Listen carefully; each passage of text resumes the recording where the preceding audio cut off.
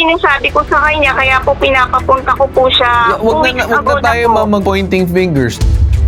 Mayroon po nasang mga chemical, mapabango, ganun. Okay. Yun po nga pabango na yun, maano sa ilong. Kasalanan daw namin na hindi daw siya naapurbahan dahil dapat daw kami daw ang nag-file. Eh una-una po, hindi po namin alam na nag-file po siya. Sinabi ko din po dun sa kalibin partner niya, kumuha po ng mga records niya sa hospital para nga po ma-apply namin ng sickness. Dapat nakikipag-coordinate ang management sa SSS. At kapag nagawa na yon, dapat immediately ang management i-process yung mga records na kailangan kasi they are in possession of the records. Pambansang Sumbungan, Bitag Helpdesk. Alright, Sir Elmer, matanong ko lang sir, tama ba 1999 pa kayo nagtatrabaho bilang tagagawa or doon sa may Nutrena Feeds na pagawaan ng mga feeds doon sa inyong lugar? Opo. Matanong ko lang sir, aside ba doon sa pagtatrabaho mo doon sa factory ng pagawaan ng feeds, meron ba kayong sir ibang lugar na pinupuntahan or ibang trabaho? Wala na po. Okay. Mag-aalo lang po kami tapos ang feed, niluluto po yun eh.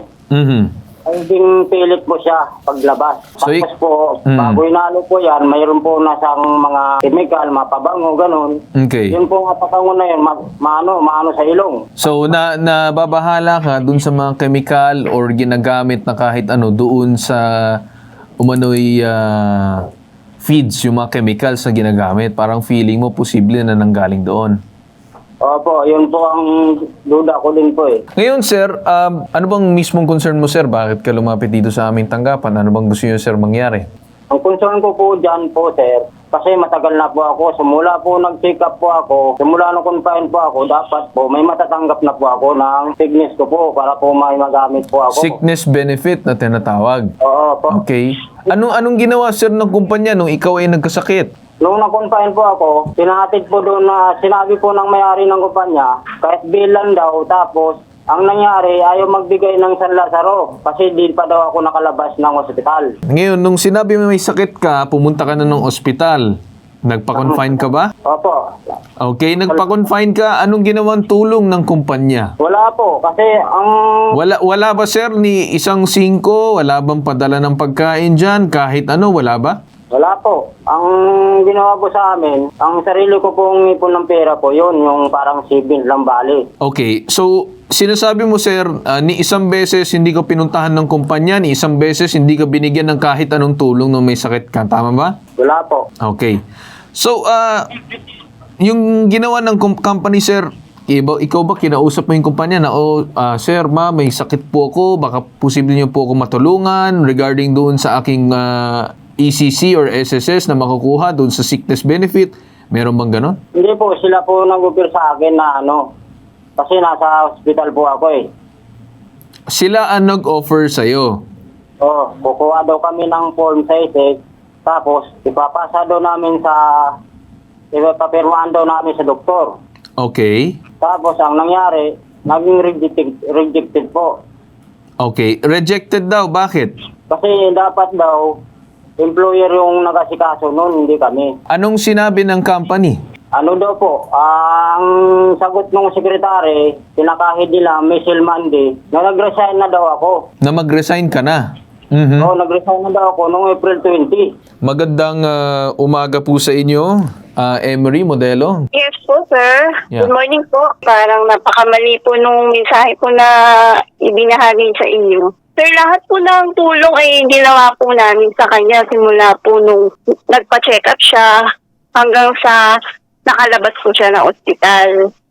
Okay. Can you specify, ma'am, ano bang klaseng tulong ang binigay ng kumpanya? Sabi namin, Mer, bakit ka pumapayat ng ganyan? Sabi ko, parang bumabagsak yung katawan mo. Kaya sabi ko, dapat magpa-check up ka na siguro. Tapos mga ilang weeks, tsaka po niya naisipang magpa-check up. And then, nanghiram po siya ng pera po dito sa opisina para nga daw po magpapacheck up siya. Kaya pinahiram po siya ng opisina. And then, nung mga sumunod po na week, hindi na po siya bumalik. Tapos pumunta po yung anak niya dito sa amin na sinasabi na nako-confine daw po siya sa metro. And then, syempre, hindi po kami masagot ng anak niya ng mga specific na detalye kasi tinatanong namin kung ano nga yung naging sakit niya. Basta ang alam lang namin sa baga.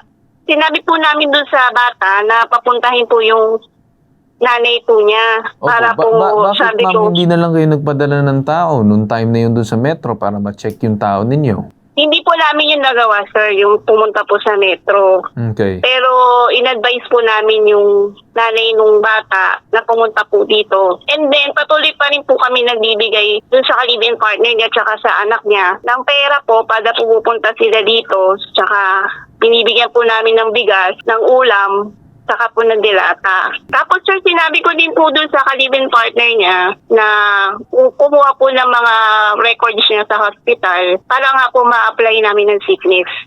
Okay, yung sickness. Opo, ako po ang nagsabi dun sa kalibin partner niya. Okay. Pero nakailang punta po sila dito, hindi po binibigay yung papel. Okay, ma'am, gusto ko muna i-discuss yung issue na yan, no? Kasi nababanggit niya yung umunay dun sa sickness na wala siya nakuha dahil na-reject siya. Can you give some clarification kung ano ba nangyari niya? Ganito po yan, sir. Bali, nung sabi po nila na hindi na lang daw nila asikasuhin yung sickness dahil magpapile na lang daw po sila sa pag-ibig ng lump sum. Parang Nag-lump sum po siya sa parang early retirement po. Yes, ma'am. Bakit napunta dun sa pag-ibig? Dahil ba matagal yung naging proseso sa SS na siya ay na-reject kaya pumunta ng pag-ibig? Hindi pa po siya nagpapile nun, sir. Kasi hinihingi ko nga po sa kanya yung mga, di ba kailangan po yung mga medical abstract or ng doktor. So, hindi nakapag-file sa ECC or sa SS kaya napunta doon Opo. sa pag-ibig. Ngayon, na-file ba yung Opo. pag-ibig? Opo, nakuha na din po niya yung pag-ibig, sir. Nakuha niya. Opo. Wait, sir, i-discuss ko lang po yung sa sickness niya. And then, nag-file po siya ng hindi ko alam. Nag-file po siya sa sickness. Mhm. And then, nung last week po, tumawag siya na, parang sinisisi niya po kami na na-reject po yung sickness niya. Mhm. Na parang, kasalanan daw namin na hindi daw siya na-apurbahan dahil dapat daw, kami daw ang nag-file. Yeah. Eh, Yeah. una-una po, hindi po namin alam na nag-file po siya. Mhm. Tapos, sabi ko sa kanya, pupuntahan ko yung SSS para alamin Yeah. po kung ano ang naging overcome, bakit na-reject yung application niya. And Okay. then, pumunta po ako nung araw na yun sa SS, and then, binerify po nila. Nagkaroon po ng conflict dun sa pagpapile kasi nilagay niya home lang po siya, dapat hospital. Okay. Eh, naka-home lang po yung nilagay niya. So, nireject po ng Okay. medical ng Sige, SSS. sige po ma'am, I understand. No? So sinasabi Opo. ninyo na without your knowledge, nag-file si Sir, kaya hindi nyo nasikaso. Opo. Now, ma'am, nagsabi ba kayo, Sir, kami nang bahala mag-asikaso, can you just help us with this said requirements na hinihingi ninyo? Po, sir, sabi po ako sa kanya na ibigay niya lang po sa akin yung mga papel para po maipasa ko sa SSS. And then sabi ko sa kanya, nung 2 weeks ago po, sabi ko sa kanya, dalhin po dito yung mga papel. Mhm. And then hindi po siya pumupunta. Gusto ko lang muna balikan itong si Elmer. Elmer, nandiyan ka pa? Papa, Elmer, ano masasabi mo doon sa sinasabi ng kumpanya na nakikipag-ugnayan naman sila sa inyo? actually po, ang nangyari yun, ngayon lang po ginawa po yun. Ngayon. Yung napunta po kami sa inyo, patulong. Eh sir, may binabanggit na ilang weeks ago pa yung umanay doon sa SSS. Opo, nung last week po napupunta kami sa inyo, yun po yun. Yun doon sa pag-asikaso ng sickness benefit. Oo, nagpatulong na po ako sa inyo. Okay. Na ganun ang nangyari. Okay. Pagkatapos sir, ito bang may binabanggit na nagbigay doon ng grocery doon sa misis mo, doon sa anak mo at meron pa daw sila mga pirmado na umano'y nag-release sila ng mga pera doon sa inyong mga kamag-anak. Yung pera po yun, sarili ko pong savings yun sa kumpanya nila po. Parang cash band. Oo. So anong concern mo sir ay parang hindi ka talaga naalagaan at nasikasuhan ng kumpanya. Tama po ba? Parang ganun na nga po. May concern lang kami regarding dito sa labor, sa processes kung paano dapat inalagaan ng kumpanya itong si Sir. Kasi unang-una, nagkaroon daw ng sakit si Sir na diagnosis ng tuberculosis noong mga Feb 16. And then now, Sir is saying na hindi siya daw nakapag-claim ng kanyang mga sickness benefit and other problems, other claims regarding doon sa kanyang dapat makuha dahil may problems daw siya with the company. Well, una sa lahat, dapat nakikipag-coordinate ang management sa SSS. Dapat din mag-notice muna sa employer na meron siyang sakit at kapag nagawa na yon, dapat immediately ang management i-process yung mga records na kailangan. And actually, under the law, ang management dapat mag-advance ng payment for that sick leave upon approval of the SSS. Okay. Kasi sir, ang sinasabi daw ng company is dahil daw si Sir hindi daw nag-a-advise sa kanila regarding doon sa mga requirements na kailangan nila for SSS, kaya di daw sila nakapag-file. Ang talagang responsibility to facilitate lahat ng kailangan ng SSS, yan ay role ng management. Ma'am Emery, narinig niyo ba yung sinabi ng Dole? Ako, sir. Ma'am, mukhang may pagkukulang lang tayo on the part of the company kung ano bang talagang process na dapat ninyong sinunod. Una pa lang, dapat sinamahan nyo na doon sa ospital, tinulungan para makuha yung mga records na kinakailangan ninyo, patulong kayo sa kamag-anak doon sa mismong ospital. Kasi kung nandun na kayo nung una pa lamang, siguro hindi naaabot sa punto na inuutos-utusan nyo pa yung asawa or kung sino man live-in partner at yung anak. Tapos may sinasabi na dapat inapprovahan nyo beforehand yung kanyang mga sickness benefits and then inasikaso nyo para makuha nyo yung said claims. Ayun nga po, sir, yung sinabi ko po sa inyo na pinapakuha nga po namin yung mga papeles po niya doon sa hospital. Bakit hindi nyo na lang tinawag yung tao, pumunta kayo ng mismong ospital para makipag-coordinate para mahingi yung mga papeles na kinakailangan? Yun po, sir, yung hindi po namin nagawa po. Yeah, kasi ma'am, para sa akin, as part of the company, mababahala ho kung hindi pa rin na-release yung sickness benefit niya for how many months, tapos yung tao hindi makapagtrabaho sa inyo, siya ay napilitan na lang na magpasa ng papeles na nag-explain kung bakit hindi siya makapagtrabaho. Kaya, ang nangyari, wala siyang kita. Di po ba? Bali, sir, yung hindi na po siya nakakapagtrabaho, yun nga po, di ba sabi ko po sa inyo, nagbibigay po kami sa kanya pag pumupunta po dito. Yes, and then sabi ko po sa kanya nung... Sabi daw ni Sir ay nanggagaling daw dun sa parang kanyang savings or cash bond sa company. Hindi, sir. Ang savings po niya, sir, is nasa 27,000 po. So, ito ay yung hindi pa savings niya. nagagalaw, tama ba? Nagalaw na din po ito. Pero Nagalaw. nakapagbigay na din po kami sa kanya ng 22,400. Okay, Bukod 22,000 pa na po no dun sa strings savings niya. attached ba ito, ma'am? Ibig Opo. sabihin, ibinigay ninyo ng sa loob-loob ninyo talaga na buo ang inyong loob na ibigay na wala man lang kapalit? Na hindi na kailangan bayaran? Opo, sir. Binigay po yan ni boss po namin sa kanya. Okay, so nagpatulong.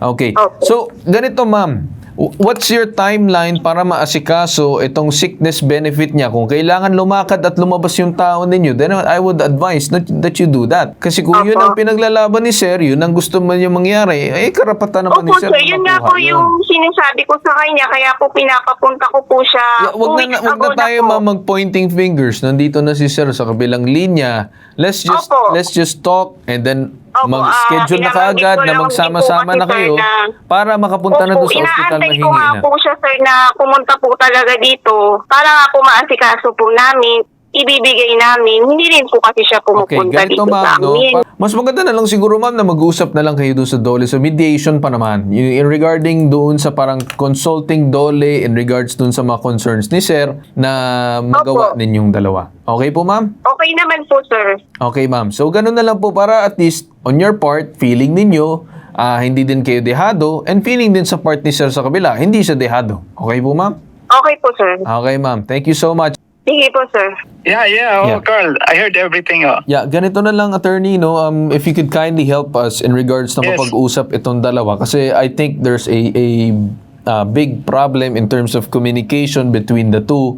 Yes, Carl. Oh. You can rely on us. We will act on it immediately. Okay. Papatawag namin kagad yung company saka yung worker if you can assist them to go to our office or para ma-personally assist namin siya. Makapag-file na siya ng RFA, yung request for request for assistance. Okay. Sir, is it possible na within this week siguro makapag-schedule na kaagad tayo para wala ng problema yung ating complainant? Kailan po ba pwede pumunta sila para at least mapaprocess ko na yung Yeah, RFA? siguro sir, by tomorrow may schedule ka agad if possible. Okay. Sige, nandyan ako bukas. Okay. Ako na lang hanapin. Okay. Sige sir, attorney, maraming salamat po sa inyo. Sige, salamat Sir Carl. Okay, thank you. Aba, Okay, Elmer, ganito no, naintindihan ko naman dun sa part mo na feeling mo hindi ka naasikaso na maayos. And nakikita ko naman din dun sa part ng company na baka hindi sila lumalabas ng husto. Ibig sabihin, pinupuntahan talaga, nag-e-effort ng husto, binibigyan ng malaking importansya ang inyong hiling. So, maganda talaga sir na mapag-usap kayo dun sa DOLE. Okay ba yun sa'yo, sir? para sa akin naman po, wala naman po problema yun para matapos na po to. Opo. Kasi maraming salamat po Sir Elmer ha. Bukas daw, balitaan ka namin yung schedule. Okay, boss. Salamat po. Okay, thank you. Thank you so much.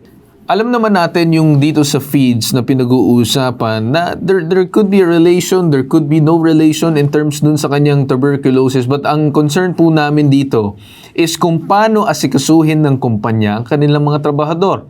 May times po kasi na nagkakaroon ng problema sa communication aspect, hindi maintindihan, but may nakikita akong konting problema na kung paano hinandle ng company yung case. So kung saan February pa pala, pero hanggang kasalukuyan ay hindi pa rin naasikaso. So I think on the part of the company, dapat na-solve man nila kahit man noon pa. Kaya ginawa na ng paraan. May sinasabi yung DOLE kanina na kung saan dapat na-approve na kaagad, na i-advance na muna, and then sila na magkiklaim dun sa SSS. Things like those.